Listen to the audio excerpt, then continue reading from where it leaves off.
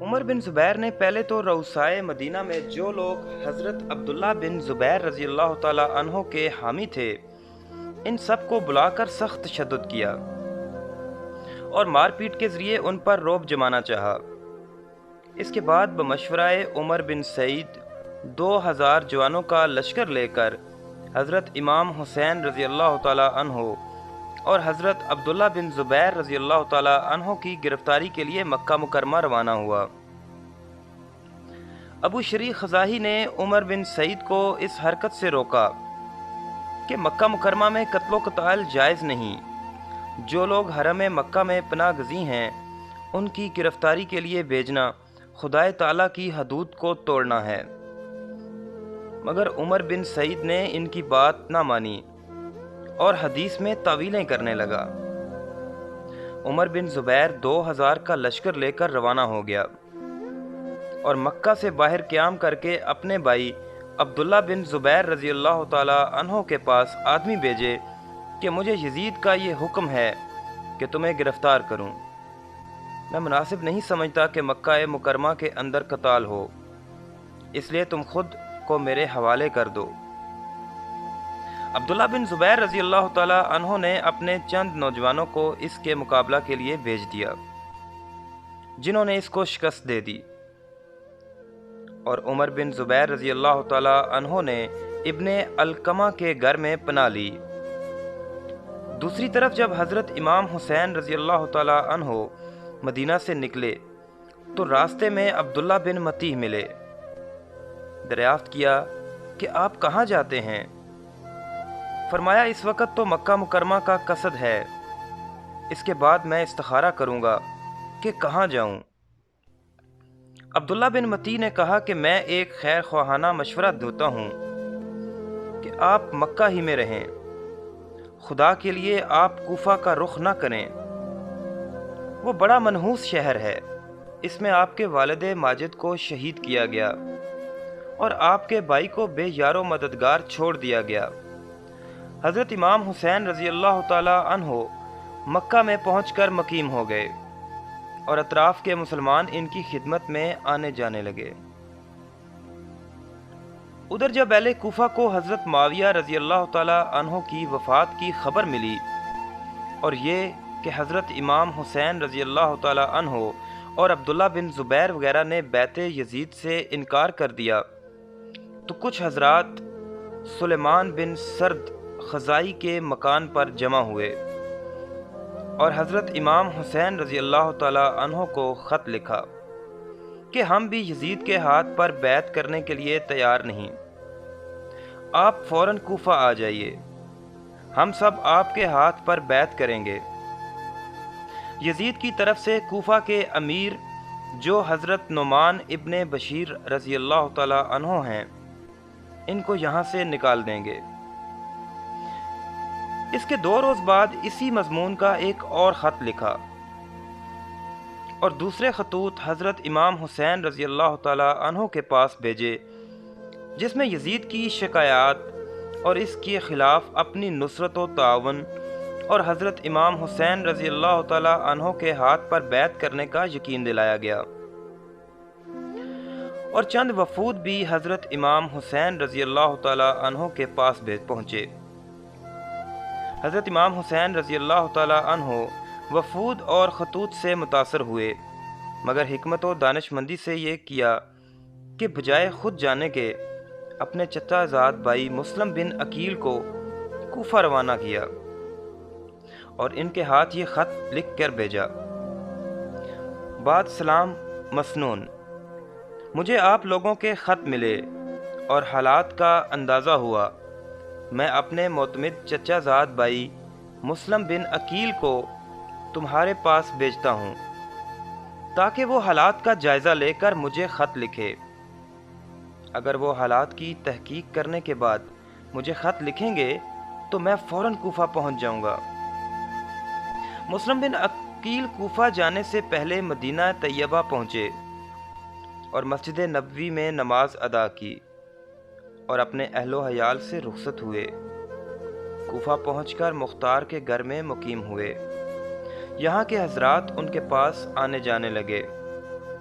جب کوئی نیا آدمی آتا تو مسلم بن عقیل اس کو حضرت امام حسین رضی اللہ تعالیٰ عنہ کا خط پڑھ کر سناتے، جس کو سن کر سب پر گریہ طاری ہو جاتا تھا۔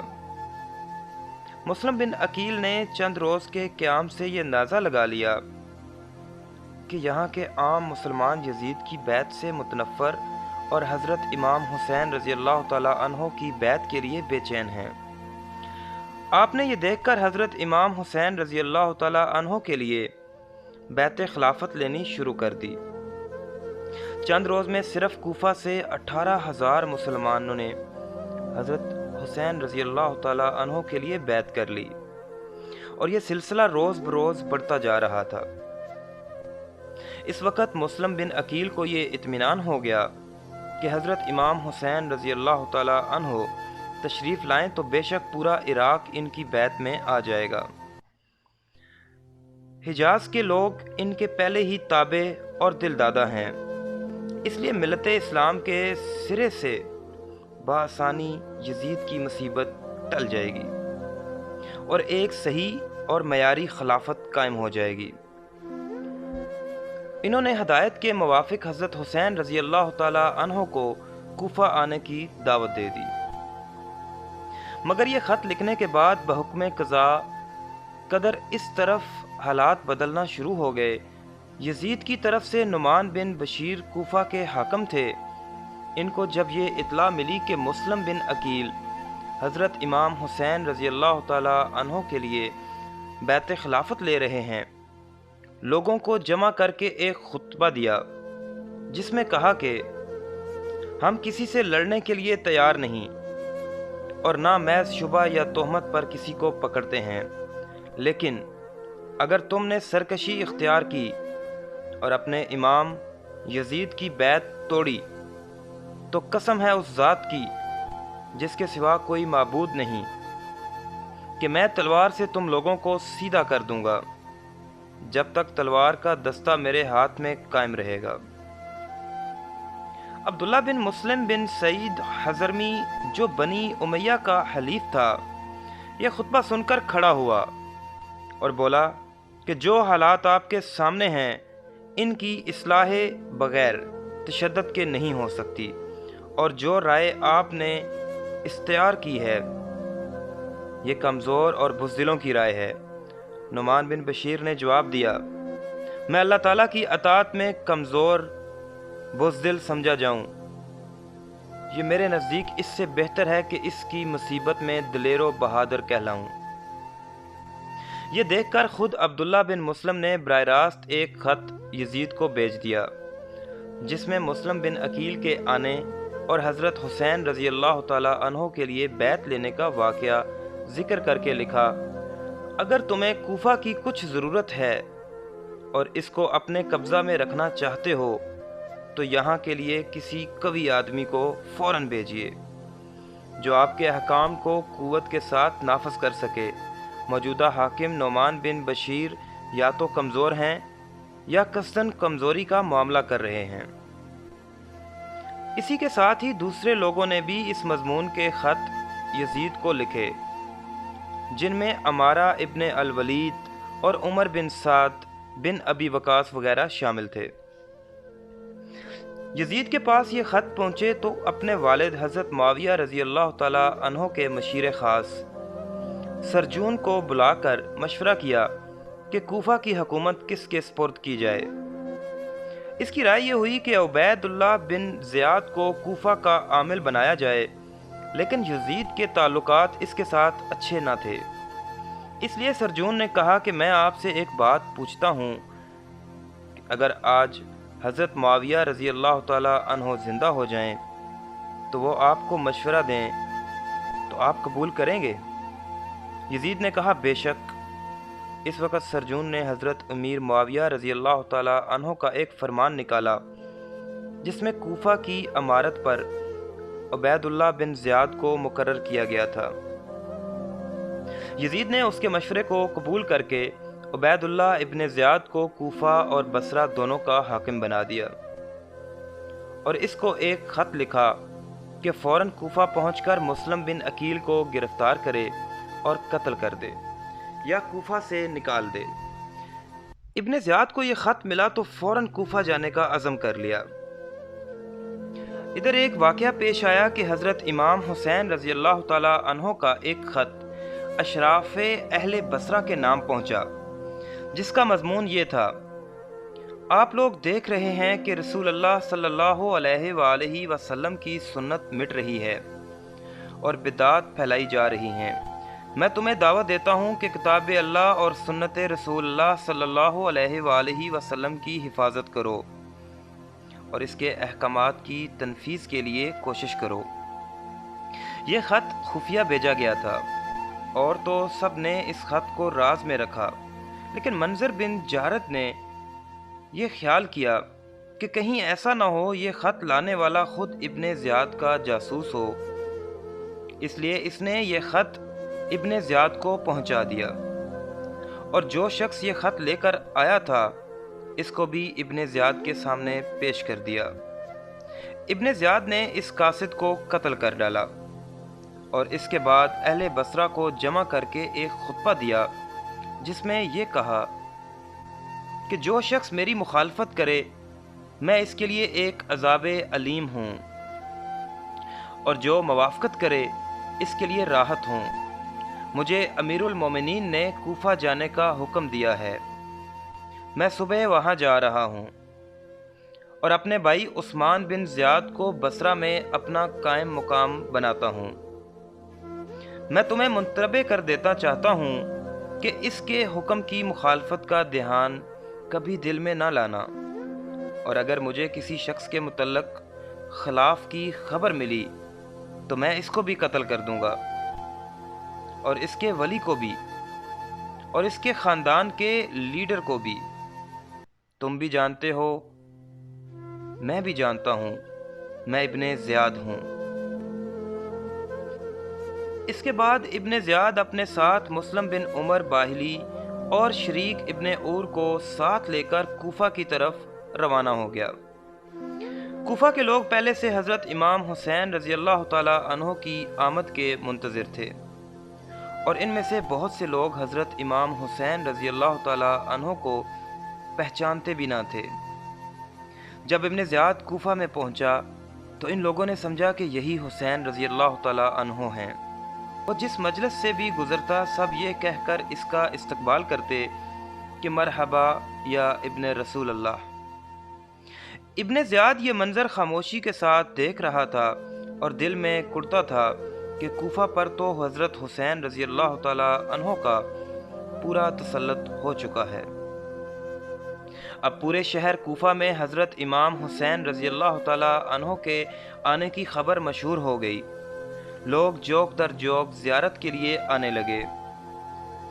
ادھر نعمان بن بشیر والی کوفہ کو یہ خبر ملی تو باوجود یزید کا ملازم ہونے کے اہل بیت کا احترام دل میں رکھتے تھے، اپنے گھر کا دروازہ بند کر کے بیٹھ گئے۔ ابن زیاد ان کے دروازے پر پہنچا۔ لوگوں کا ایک ہجوم اس کو حضرت حسین رضی اللہ تعالی عنہ سمجھ کر ساتھ تھا، جن کا شور و شغب اور ہنگامہ نعمان ابن بشیر نے اندر سے سنا تو وہیں سے آواز دی: جو امانت یعنی ولایت کوفہ میں میرے سپرد ہے وہ میں آپ کے حوالہ نہ کروں گا، اس کے علاوہ میں آپ سے لڑنا نہیں چاہتا۔ ابن زیاد خاموشی کے ساتھ یہ سب مظاہرے اور والی کوفہ کا معاملہ دیکھ رہا ہے۔ اب اس نے دروازے کے قریب پہنچ کر نعمان کو آواز دی کہ دروازہ کھولو، میں ابن زیاد ہوں، یزید کی طرف سے مامور ہو کر آیا ہوں۔ اس وقت دروازہ کھولا گیا اور اندر جانے کے بعد پھر بند کر لیا گیا۔ اگلے روز صبح ہی ابن زیاد نے اہل کوفہ کو جمع کر کے ایک تقریر کی جس میں کہا کہ امیر المومنین نے مجھے تمہارے شہر کا حاکم بنایا ہے اور یہ حکم دیا ہے کہ تم میں سے جو شخص مظلوم ہو اس کے ساتھ انصاف کیا جائے، اور جو اپنے حق سے محروم کر دیا گیا ہے اس کو اس کا حق دیا جائے۔ اور جو شخص اطاعت اور فرمانبرداری کرے اس کے ساتھ اچھا سلوک کیا جائے، اور جو سرکشی اور نافرمانی کرے یا جس کی حالت اس معاملہ میں مشتبہ ہو اس پر تشدد کیا جائے۔ خوب سمجھ لو کہ میں امیر المومنین کا تابع فرمان رہ کر ان کے احکام کو ضرور نافذ کروں گا۔ میں نیک چلن لوگوں کے لیے مہربان باپ اور اطاعت کرنے والوں کے لیے حقیقی بھائی ہوں، اور میرا کوڑا اور میری تلوار صرف ان لوگوں کے لیے ہے جو میری اطاعت سے بغاوت کریں گے اور میرے احکام کی مخالفت کریں گے۔ اب آپ لوگوں اپنی جانوں پر رحم کھائیں اور بغاوت سے باز آئیں۔ اس کے بعد شہر کے تمام عرفاء، نمائندوں اور لیڈروں کو خطاب کرنے کے لیے حکم دیا گیا کہ تمہارے شہر میں جتنے آدمی باہر کے پردیسی ٹھہرے ہوئے ہیں یا یزید کے مخالف ہیں، ان سب کی تفصیلات فوراً میرے پاس پہنچا دی جائیں۔ جو شخص ایسے لوگوں کی رپورٹ ہمیں دے دے گا وہ بری سمجھا جائے گا، اور جو نہ دے گا وہ اپنے پورا حلقہ اثر کا ضامن و ذمہ دار ہوگا۔ اس میں کوئی شخص بھی ہماری مخالفت نہ کرے گا، اور جو ایسا نہ کرے گا اس سے ہمارا ذمہ بری ہے، ہم اس کو قتل کر دیں گے۔ اور جس شخص کے حلقہ اثر میں خلیفہ وقت یزید کا کوئی مخالف پایا جائے گا اس کو اسی کے دروازے پر سولی پر چڑھا دیا جائے گا اور اس کا حق نمائندگی سلب کر لیا جائے گا۔ ادھر مسلم بن عقیل جو مختار ابن ابی عبید کے گھر میں مقیم تھے اور حضرت امام حسین رضی اللہ تعالی عنہ کے لیے بیعت خلافت لے رہے تھے، اور جب ان کو ابن زیاد کی اس تقریر کا علم ہوا تو یہ خطرہ ہوا کہ اب ان کی مخبری کر دی جائے گی، اس لیے مختار کا گھر چھوڑ کر ہانی ابن عروہ کے مکان پر پڑ گئے۔ دروازہ پر پہنچ کر ہانی ابن عروہ کو بلایا، وہ باہر آئے اور مسلم بن عقیل کو اپنے دروازہ پر دیکھ کر بہت پریشان ہو گئے۔ مسلم بن عقیل نے کہا کہ میں تمہارے پاس پناہ لینے کے لیے آیا ہوں۔ ہانی ابن عروہ نے جواب دیا کہ آپ مجھ پر بڑی مصیبت ڈال رہے ہیں، اور اگر آپ میرے گھر کے اندر نہ آ گئے ہوتے تو میں یہی پسند کرتا کہ آپ لوٹ جائیں، مگر اب کہ آپ داخل ہو چکے ہیں میں اپنی ذمہ داری محسوس کرتا ہوں۔ اچھا آ جائیے۔ مسلم بن عقیل ان کے مکان میں روپوش ہو گئے۔ کوفہ کے مسلمان ان کی خدمت میں خفیہ آتے جاتے رہے۔ ادھر ابن زیاد نے اپنے ایک خاص دوست کو بلا کر 3000 درہم دیے اور اس کام پر مامور کیا کہ مسلم بن عقیل کا پتہ لگائے۔ یہ شخص مسجد میں مسلم بن اوسجہ ادسی کے پاس پہنچا، جس کے متعلق لوگوں نے سنا تھا کہ وہ مسلم بن عقیل رضی اللہ تعالی عنہ کے رازدار ہیں۔ وہ جب نماز سے فارغ ہوئے تو اس شخص نے علیحدہ لے جا کر ان سے کہا کہ میں شام کا باشندہ ہوں، اللہ تعالیٰ نے مجھ پر انعام فرمایا ہے، مجھے اہل بیت نبی کریم صلی اللہ علیہ وآلہ وسلم کی محبت عطا فرمائی۔ یہ 3000 درہم میں اسی لیے لایا ہوں کہ اس شخص کے سپرد کر دوں جو حضرت امام حسین رضی اللہ تعالی عنہ کے لیے بیعت لے رہا ہے۔ مجھے لوگوں سے یہ پتہ چلا ہے کہ آپ کو اس شخص کا علم ہے، اس لیے یہ روپیہ آپ مجھ سے لے لیں اور وہاں پہنچا دیں تاکہ میں بھی ان کے ہاتھ پر بیعت کر لوں، اور اگر آپ چاہیں تو مجھ سے آپ ہی ان کے لیے بیعت لے لیجئے۔ مسلم بن اوسجہ نے کہا کہ مجھے آپ کی ملاقات سے خوشی ہوئی، آپ کی مرداد انشاءاللہ پوری ہوگی، اور شاید اللہ تعالیٰ آپ کے ذریعے اہل بیت اطہار کی مدد فرمائے، مگر مجھے اس سے بڑا خطرہ یہ ہو گیا کہ لوگوں میں میرا نام بھی اسی کی وجہ سے مشہور ہو گیا۔ بہرحال مسلم ابن اوسجہ نے اس شخص سے حلف اور عہد لیا کہ راز فاش نہ کرے گا۔ یہ شخص چند روز تک ان کے پاس انتظار میں آتا جاتا رہا کہ وہ اس کو مسلم بن عقیل سے ملا دیں۔ इत्फाकन हानी बिन उर्वा, जिनके घर में मुस्लिम बिन अकील रूपोश थे, बीमार हो गए। इब्न ज़ियाद बीमार की खबर पाकर इयादत के लिए इनके घर पहुंचा। इस वक्त अमार बिन अब्दुस्सलवा ने इनसे कहा कि ये मौका गनीमत है, इस वक्त दुश्मन इब्न ज़ियाद तुम्हारे काबू में है, कत्ल करा दो। हानी इब्न उर्वा ने कहा कि शराफत के खिलाफ है कि इसको अपने घर में कत्ल करूं। ये मौका निकल गया। मगर इत्फाकन ऐसा ही एक और मौका पेश आया कि शरीक इब्न अहवार, जो कि इब्न ज़ियाद के साथ कूफा में आया था, मगर अहले बैत से मोहब्बत रखने के सबब इब्न ज़ियाद से जुदा होकर हानी बिन उर्वा का मेहमान और हमजार हो गया। ये बीमार पड़ा तो फिर इब्न ज़ियाद ने खबर भेजी कि शाम को मैं शरीक इब्न अहवर की इयादत के लिए आऊँगा। शरीक इब्न अहवर ने इसी मौका को गनीमत जानकर मुस्लिम इब्न अकील से कहा कि ये फाजिर आज शाम को मेरी इयादत के लिए आने वाला है। जब ये आकर बैठे तो आप इस पर हमला करके कत्ल कर दें, फिर आप मुतमिन होकर कसर इमारात में बैठें। अगर मैं तंदुरुस्त हो गया तो बसरा पहुंचकर वहां इंतज़ाम करूंगा कि आपके हक में दुरुस्त हो। शाम हुई और इब्न ज़ियाद के आने का वक्त हुआ तो मुस्लिम बिन अकील अंदर जाने लगे। इस वक्त शरीक ने इनसे कहा कि आज मौका को हाथ से जाने न देना, जब वो बैठ जाए तो फौरन कत्ल कर देना। मगर इस वक्त भी इनके मेज़बान बानी बिन उर्वा ने कहा कि मुझे ये पसंद नहीं कि वो मेरे घर में मारा जाए। यहाँ तक कि इब्न ज़ियाद आ गया और शरीक की मिजाज पुरसी शुरू हो गई। शरीक ने कसदन बात को तूल दिया और जब देखा कि मुस्लिम बिन अकील बाहर नहीं आते तो एक शेर पड़ा, तुम सलमा के मुतल्लक क्या इंतज़ार करते हो, इसको सलाम क्यों नहीं करते। और बार बार ये शेर पढ़ने लगे। इब्न ज़ियाद ने समझा कि बीमारी की वजह से हवास में इख्ताल है, कि बेजोड़ बातें कर रहा है। हानी इब्न उर्वा से पूछा। इन्होंने कहा, जी हाँ, इस बीमारी में इनका यही हाल है, कभी कभी हज़ियान की बातें करने लगते हैं। इब्न ज़ियाद के साथ मेहरान भी आया था, वो ताड़ गया और इब्न ज़ियाद को इशारा किया। ये फौरन वहां से उठ गया।